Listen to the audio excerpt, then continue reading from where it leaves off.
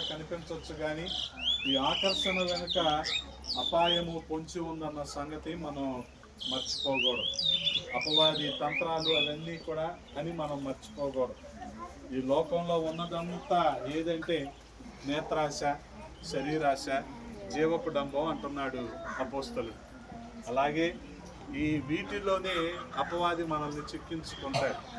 ఇటువంటి పరిస్థితుల్లో నుంచి ఆయన మనల్ని పైకెత్తి క్రీస్తు అనే బండ మీద మనల్ని నిలిపి మన అడుగులు జారిపోకుండా ఆయన ఏం చేశాడు? స్థిరపరిచాడు. హల్లెలూయా.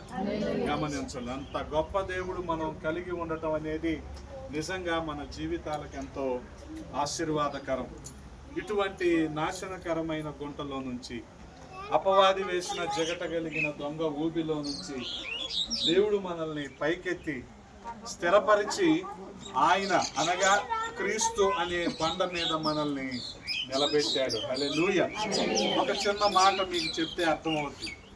పేతురు భక్తుడు బతికున్నంత కాలం, అంటే యేసుక్రీస్తు ప్రభు వారితో జీవించి ఆయనతో సంచరించినంత కాలం, శిష్యునిగా సంచరించినంత కాలం ఎలా ఉండేవాడంటే కొంత దుడుకు స్వభావంతో ఉండేవాడు.